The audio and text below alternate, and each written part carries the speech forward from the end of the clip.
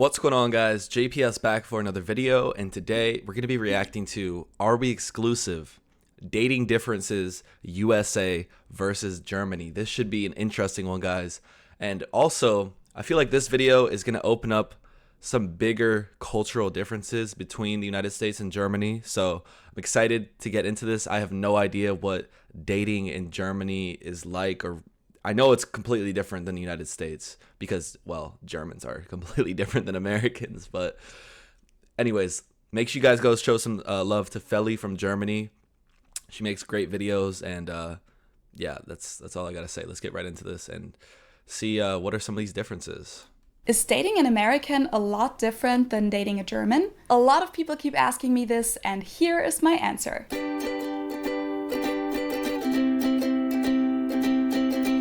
Hello, servus, and welcome back to my YouTube channel. My name is Felicia. I'm currently in my home country, Germany, in Munich to be exact. I have spent about a year in total in Cincinnati, Ohio, and I'm going to go back there for another year starting in August. First of all, I want to say thank you for over 1,000 subscribers. I'm really glad that so many of you guys enjoy my videos and support what I'm doing. So please keep subscribing, keep leaving me comments, and let me know if you have any suggestions for new video topics. This one has been requested a few times as well in the comments and also by some of my friends. Dating. How is dating different in Germany and in America? Is there even a difference? Are German guys a lot more reserved than American guys? And how is it to date an American that is superficial and shallow and will make you all the compliments in the world, but not really mean them? As someone who has dated both German and American guys, I think I can at least give you a little insight in this topic and share my personal experiences of the dating life as a heterosexual girl with you. But obviously not all Germans and not all Americans are the same, so you guys might have had experiences that were completely different from what I'm going to share with you. So I think I'll just start from the very beginning when two people meet. In my experience, when you're out in a bar or in a club or somewhere, it's very striking that American guys approach girls a lot more than German guys do. And I think this probably has to do with how outgoing most Americans are, not only the guys. I have talked about this before in my video on small talk. Germans just have a higher threshold of sharing personal information with others. So even in a bar or a club, it's not very common to approach a stranger, especially when they're with a group of friends. I think Germans usually like to wait for the right moment or have an actual reason to approach you. Americans, on the other hand, like to just walk up to you and flat out ask you for your phone number or just make you a compliment. So this is the first difference that I've observed, that in general, when Americans are out, they hit more on people and interact more with others than Germans do. Now let's go to the next stage, going on a date. In America, it seems like there are certain rules and certain routines that a lot of people like to follow when it comes to dating. This is what it's supposed to be like, these are the rules, this is how we do it. Germans, on the other hand, seem to be a lot more individual with this. Dating in Germany is something that is based a lot on communication, and there are no set rules that suggest at what point in time someone is supposed to make the next step or something. But let's just start with the first date. So on a typical first date... Okay, first of all, the nightclub and approaching thing, that's very true. I've witnessed that so many times. Like, Americans really, once that alcohol flows, people just start, they're uninhibited. They do whatever they want, really. Not like that, but like when it comes to approaching and things like that, that's definitely true. But I'm interested in this point that she's talking about, that there's no structure when it comes to dating in Germany. Like, everything is on an individual basis. Like, what does that even mean? Are there not any, I guess, like, cultural principles that guide dating, even if it's like, it's not official or anything, but like subconsciously? Like, there's no way that everyone's just doing their completely different thing. There has to be some similarities, or maybe I'm just misinterpreting that. Start with the first date. So on a typical first date in America, the guy will usually pick up the girl at her place, often in his car, and then they will drive together to the restaurant or the movie theater, depending on what they're doing. The guy will usually pay for everything, or at least most of it, hold the door for her, make her compliments, and at the end of the night, bring her back to her place. And this is when she can ask him to come inside if she wants to, which is a scene that exists in almost every teen movie. Yeah, that is like the biggest cliche ever. Like, I think that things are changing definitely, like especially in the younger generations. But at the same time, there is a lot of truth to that. Like, it's seen in movies, pop culture, and everything. So people think that that's like the normal thing to do. So that does have a huge effect on dating in the United States. I would say so. But it's just like movie theater, like dinner, like it's always, it's very similar. So overall, this is the norm of how a first date will happen in America.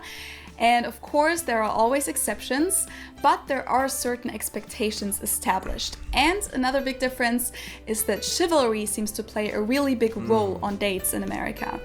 As a German girl, you might enjoy that a lot, or maybe you don't like it and even feel a little patronized by it. In Germany, Really? I feel like women are seen more as equals when it comes to dating, and there aren't any set rules for how a first date is supposed to be like. Usually people meet up right at the location, so at the bar, restaurant, movie theater, depending on what they're doing. And the guy will usually be a little bit more reserved and not make as many compliments as an American guy would.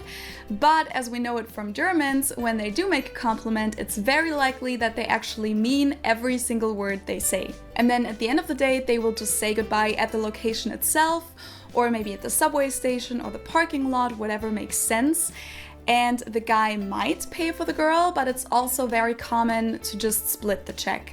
And I know that a lot of Americans consider this super rude for a guy not to pay the check on a first date, and some Germans do too. But there are also a lot of German girls that actually prefer it that way, because it doesn't give them the feeling that they owe anything to the guy. Then, after the first date, I have made the experience that people in America often start playing games with each other. Actually, they sometimes start before that, even after they... Okay, well, we're getting into some things right here. So, the whole complimenting thing, though, there's a term in the United States. It's called love bombing, and this is where someone will be like, "Oh, I'm so in love with you. Like, I want to marry you." All this. They don't really mean that, but they're just saying all that to get the other person like infatuated with them. It's like the fact that people do that is just, it's so weird to me. But that's something that's quite popular in the United States, I have to say. But the German, like, being more reserved, and when they compliment, they really mean it, or like when they say I love you, they really mean that. That is something that I really admire about German culture. And I feel like I read about that somewhere else, about like when a German says they love you, there's not much debating on whether or not they love you. Like, they're not going to say that unless they really mean it for the most part. In the United States, that's not really the case. Like she's saying, sometimes someone will bombard you with compliments and say, they say things more freely. Like, there's not that boundary in communication. So that's a whole different cultural thing, though. That's about the superficiality of Americans, saying a lot of things. And sometimes you have to really think in your head, like, well, do they really mean that? Like, and now we're talking about playing games now. Oh, things are about to get crazy. It doesn't give them the feeling that they owe anything to the guy. Then, after the first date, I have made the experience. Oh, and also the paying for date thing. That just makes me think of Going Dutch, where you split the check no matter like what the occasion is or anything like that. Everyone pays their own way. That definitely makes things easier. But again, in the United States, that is not the expectation at all. Like, guy and girl, the guy is almost like always expected to pay, especially on a first date. I feel like that is a huge like cultural expectation. And yeah, definitely. People in America often start playing games with each other.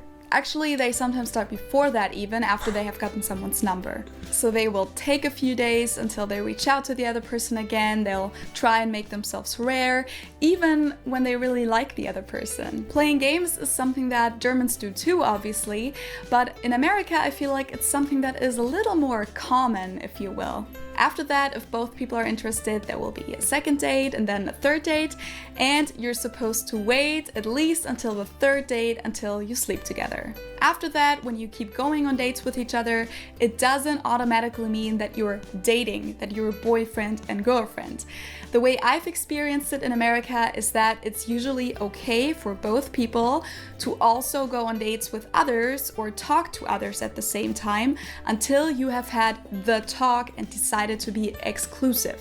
And this seems to be a very important step in America because this is when you put labels on it. This is when you decide to be boyfriend and girlfriend.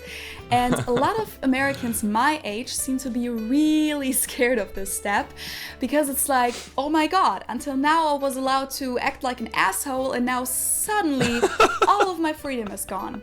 Obviously, I'm exaggerating a little bit here, but to me, it just seems like there are these two big groups amongst young Americans.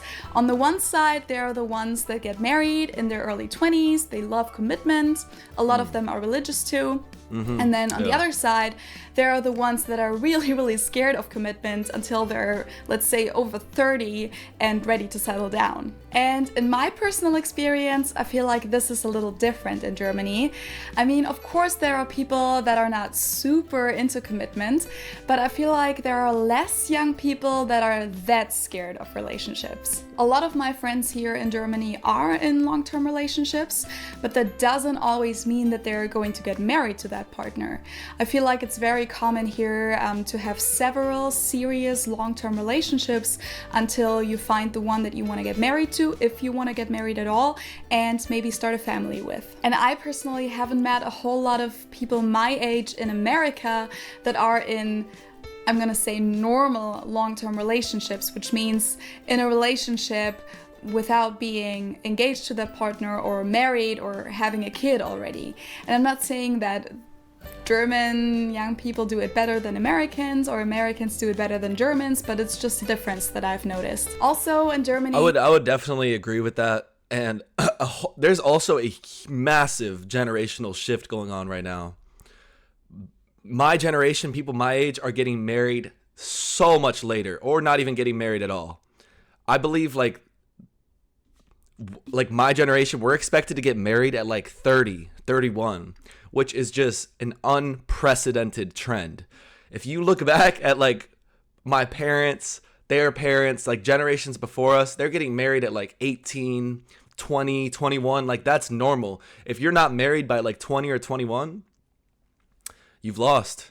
Life's over. Like that was literally the mentality for my grandmother's generation growing up in like the mid 20th century in the United States. So like it's just things are changing a lot, and I definitely would agree that a lot of Americans are afraid of commitment, which I don't know if that's a good or a bad thing. But I do like how she said, if you want to get married at all, because I feel like oftentimes as a society, we don't even realize when we're doing this, but we put pressure on people to get married and find someone and do all this. Like, I don't really understand why that is, but people, and oftentimes people don't even realize they're saying something to somebody, and it's like you're kind of putting that on them when it just doesn't need to be. Like, let everyone do whatever they want to do, you know? But this is a really interesting video. It's got me thinking a lot. Wow. There's some huge differences between dating in United States versus Germany. Massive differences. As I said before, there aren't nearly as many rules for dating as there are in America. I feel like here dating is just a very individual thing. Not everyone goes through any specific dating routines, and a lot of the couples I know have never actually been on a formal first date. You just do what works for the two of you. A big difference though is that, at least in my experience, as soon as you start spending time with a person in a romantic way, you're not supposed to see anyone else at the same time. you're automatically expecting from the other person that they're monogamous with you, even when you haven't had the talk yet and decided that you're exclusive. It's quite the contrary, actually, because I would say that you're supposed to have a talk when you don't want to be monogamous yet, in order to let the other person know and see if they're okay with it. I think that a lot of Germans grow up with a rather sophisticated image of relationships. A lot of people here will tell you that friendships and relationships are only as good as the communication is. Every relationship is different, and it won't get you anywhere unless you and your partner talk about what you want from the relationship and talk out any conflicts there might be. If your partner really wants to be with you, they'll always try to understand your point of view and you'll find a compromise together. At least this is the relationship image that I grew up with. And I mean, maybe this works a little better in Germany because Germans in general are just very honest and direct with what they want. In America, I've experienced this a few times, that a friend of mine was talking about this guy she was seeing because she didn't really know what he wanted and where she was standing with him. And then when I suggested to just ask him, she would say that he'll only tell her what he thinks she wants to hear, but not what he actually wants. As I said, a lot of people in America seem to think that they have to play games, that they have to play along because this is just how it works. To me, this was a little weird in the beginning because I feel like it just makes things more complicated than they have to be. But I'm convinced that there are several cultural factors that play a role in why Americans do this. And I'm not trying to say that Germany... Nobody does anything for no reason, so I would hope so. It's not just an intrinsic trait of Americans, but the communication obviously is the key to like just life in general.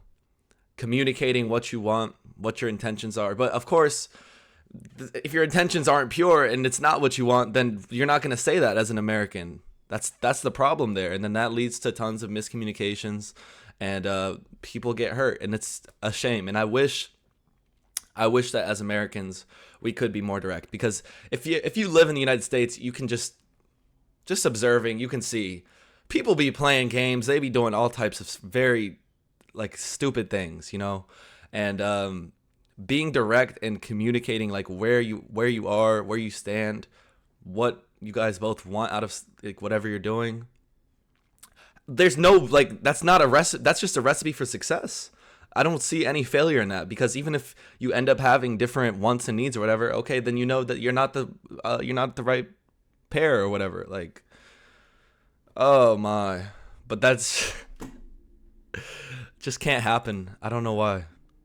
I want to know what those cultural factors are in the United States that lead to Americans being less direct and upfront with their intentions. I want to know why that's the case, but I don't know. Got to do some research into that. A role in why Americans do this. And I'm not trying to say that German relationships are perfect in any way, but I just feel like in Germany it tends to go a little bit more into this mature, communication-based and realistic direction. And all these things, the set rules and the expectations, the games in America versus the rather direct and honest Germans that like to communicate a lot, are the reason why I personally think that dating in Germany is a little easier and a little less complicated than it is in America. At least for me. In America, I feel like a lot of people have this perfect, idealistic, romantic image of a relationship that doesn't need anything but love. They like to follow the rules, and if things don't work out at the first try,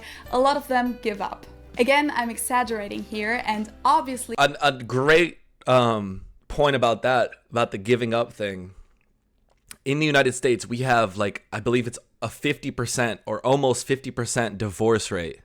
So in a lot of other countries and cultures around the world, even if you don't love your partner anymore, if you're married, you still stay with them. That's just how it is. But in the United States, there's the affairs with your secretary, and you have kids and get divorced, and now the kids resent you. Like, that is probably the most popular thing in the United States. The amount of people that I know that are divorced is mind-boggling, but it's just how it is over here, and it's a shame. It really is. But what is better though? I would say getting divorced. If you have kids, getting divorced is just like there's no good way to go about that. But without kids, like getting divorced or staying with that person, even though you guys don't really love each other, is it better to just stay in it, just bear it, deal with it, or break it off? I don't know. But that's a huge cultural difference in the United States from a lot of other places around the world where it is more popular to just stick it out. Interesting. This got me thinking, guys. This video is great. Big shout out to Feli from Germany. Her experience in Germany and the United States, it really shows in her videos, because you can see she knows a lot about both places, which is so cool to see. A lot of them give up. Again, I'm exaggerating here, and obviously there are lots of Americans who are more realistic than that and who communicate with their partners a lot, but this is just the overall trend I've observed. And since I'm already talking about these idealistic images in America, I'd like to mention sex education very quick as well. Most of you guys probably know that Germans are very liberal when it comes to sex and nudity, and that in America, sex is a very sensitive topic overall.